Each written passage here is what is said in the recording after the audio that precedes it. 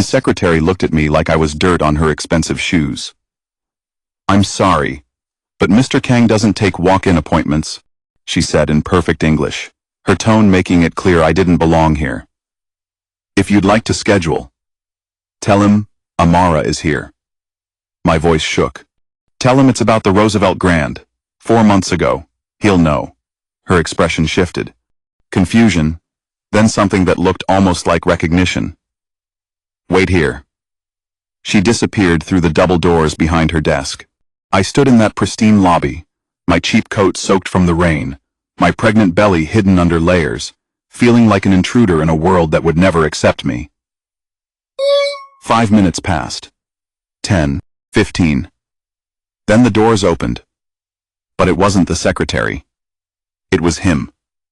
Minjun stood there in a charcoal suit. His face unreadable. Those dark eyes locked on mine. For a moment, neither of us moved. Then he said 3 words that made my heart stop. "Come with me."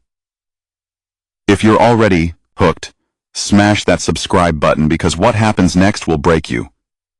He led me to his office without a word. Top floor, corner suite, windows overlooking all of Seoul. The door closed behind us. He stood by his desk, arms crossed, his expression cold. "How did you find me?" Not "how are you?" Not "I've been looking for you." Just accusation. "Your face is on every billboard in Gangnam," I said. "Kind of hard to miss." "What do you want?" Straight to business. No acknowledgement of that night. No warmth. I'd rehearsed this moment 1,000 times, planned exactly what I'd say, how I'd tell him, but standing there, seeing how cold he was, how much he clearly regretted that night, the words died in my throat. My hands moved to my stomach instinctively. His eyes followed the movement. Narrowed. "You're pregnant." Not a question. A statement. "Yes. And you think it's mine." The accusation in his voice felt like a slap. "I know it's yours. You were my first. My only." He laughed. Actually laughed. The sound was harsh. Cruel. "Do you have any idea how many women have tried this? Showing up, claiming I got them pregnant, demanding money?" "I'm not demanding anything." "Then what are you doing here?" He stepped closer, his voice dropping to something dangerous. "Because if you think I'm going to pay you to go away..." "You're right. Name your price. I'll wire it today. But you sign a non-disclosure agreement, and I never see you again." Each word was a knife. This wasn't the man who'd held me that night. Who'd been gentle when I was in pain. Who'd looked at me like I mattered. This was Kang Min-jun, billionaire CEO, ice prince, and I was nothing to him. As was Kang Min-jun. "I don't want your money," I said quietly, tears burning behind my eyes. "I came to tell you that you're going to be a father. What you do with that information is up to you." I turned to leave. "Wait." I stopped. He was quiet for a long moment. Then, "Prove it. Paternity test. After the baby is born. If it's mine, I'll take responsibility. But until then, stay away from me. From my company. From my life." "You're getting married in 30 days," I said, my voice breaking. I saw the announcement.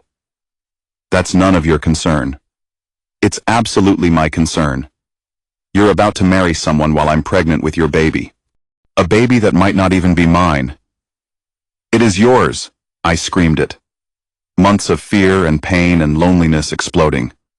"I was a virgin. You were inside me. You came inside me. This baby is yours whether you want to believe it or not." The office went silent. Then a woman's voice from the doorway. "What baby?" We both spun around. A Korean woman stood there. Beautiful. Elegant. Wearing a designer dress that probably cost more than my entire life. Her eyes moved from Minjun to me. To my stomach. Back to him. "Ji-yeon," Minjun said, his voice tight. "This isn't..." "What baby?" she repeated, stepping into the office. "Who is this? A woman? Minjun?" Nobody. She's leaving. I'm not nobody, I said, finding my voice. I'm Amara. And I'm 4 months pregnant with your fiancé's baby. The words hung in the air like a bomb waiting to detonate. Ji-yeon's face went white. You're lying. I wish I was. Minjun? Her voice cracked. Tell me she's lying. He stood frozen, his jaw clenched, saying nothing. Tell me. Ji-yeon's composure shattered. Did you sleep with her? Silence. Answer me. Yes. The word was barely audible. 4 months ago. Before we were engaged. It was one night. It meant nothing. It meant nothing? I turned on him. Fury replacing hurt. You were inside me for hours. You held me. You were gentle with me. You made me feel like I mattered. And now? I'm nothing? This baby is nothing? You sold yourself, he snapped. Let's not pretend that night was some romantic fairy tale. You needed money.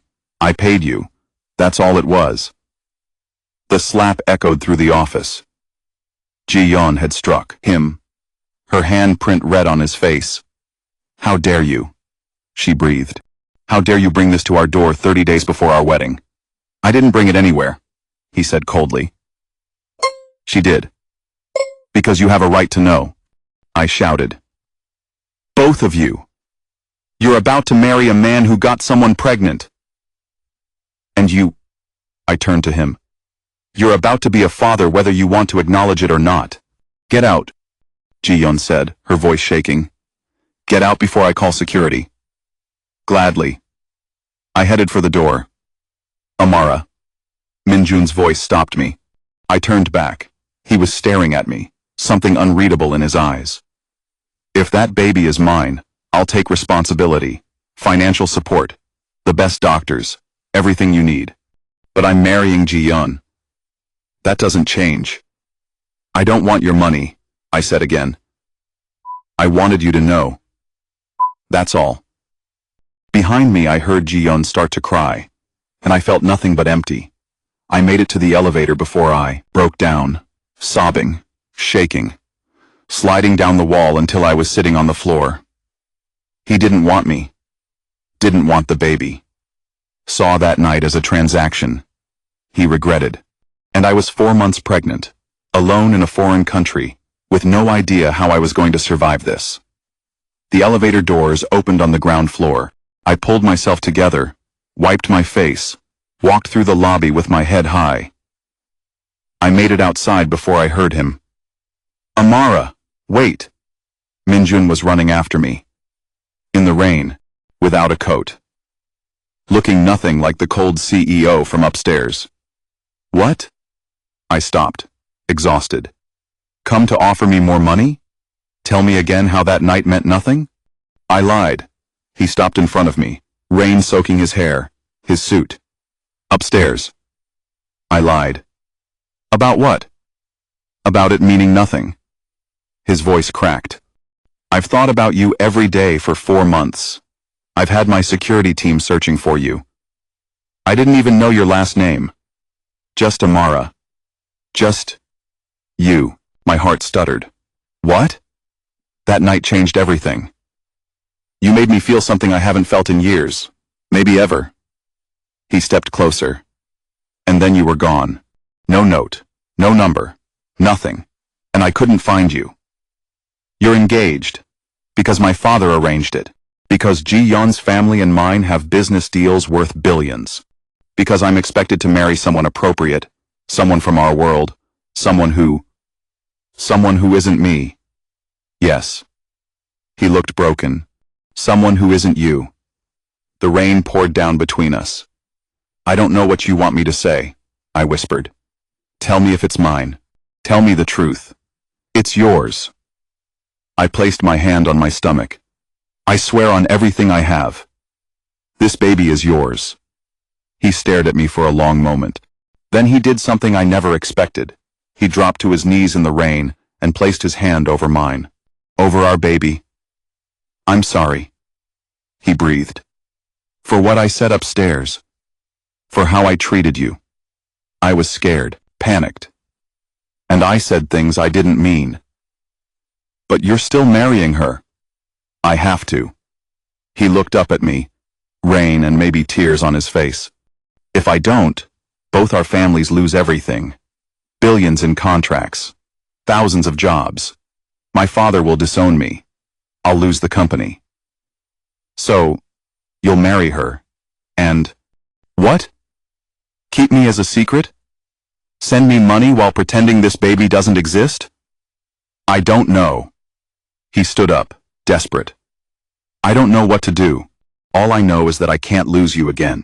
And I can't lose my family, my company, everything I've built. You can't have both. I know. We stood there in the rain, the impossibility of our situation crushing us. Then I said the hardest words I've ever said. Then choose. Right now. Choose her and your perfect life. Or choose me and this baby and an unknown future. But choose. His phone rang. He ignored it. It rang again. Answer it, I said quietly. He pulled it out. Looked at the screen. It's my father. Then, answer it. He did. Listened. His face went pale. Understood. He hung up. What? My father knows. Jion told him. He's threatening to remove me as CEO. Cancel the merger. Destroy me if I don't fix this. He looked at me, anguished. I have to choose. Right now. Then choose. The seconds that passed felt like hours. Then he said, I choose you. My heart stopped. What? I choose you. He grabbed my face. And our baby. And whatever happens after. I don't care about the money. The company. The merger. I care about you. Minjun. I'll break the engagement. Deal with my father. We'll figure it out. Together. He kissed me. In the rain. In front of his building. Where anyone could see. And I kissed him back. Desperate. Grateful. Terrified. When we broke apart, he pressed his forehead to mine. Are you sure? I whispered.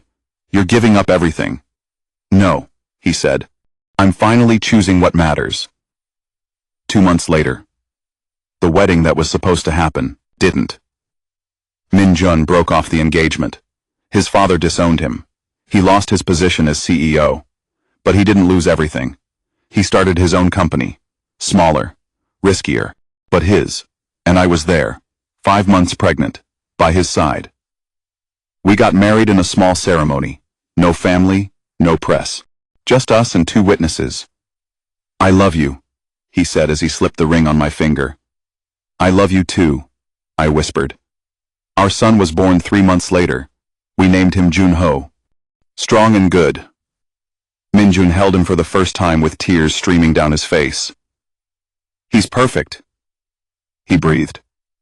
You're both perfect. Was it worth it? I asked quietly. Everything you lost? He looked at me, at our son, and smiled. I didn't lose anything. I gained everything. Minjun's new company is thriving. We bought a house, got married properly, had another baby last month. A girl. She has his eyes. His father eventually came around, met his grandchildren, apologized. Jion moved on. Married someone else. We saw the announcement. And me? I finished medical school. Became a doctor. Opened a clinic for low-income families. That night at the Roosevelt Grand was supposed to be a transaction. A means to an end. The lowest point of my life. Instead, it gave me everything. Sometimes I think about the girl I was. Desperate. Selling herself for tuition. Thinking she had no options. And I wish I could tell her. It gets better. The pain leads somewhere. The impossible becomes possible. That one night changed my life. But not in the way I thought. If you made it to the end, thank you. For watching our story. For being part of this journey. Subscribe. If you want more real, raw, unfiltered stories. Comment below. Do you believe in love that starts in the darkest places?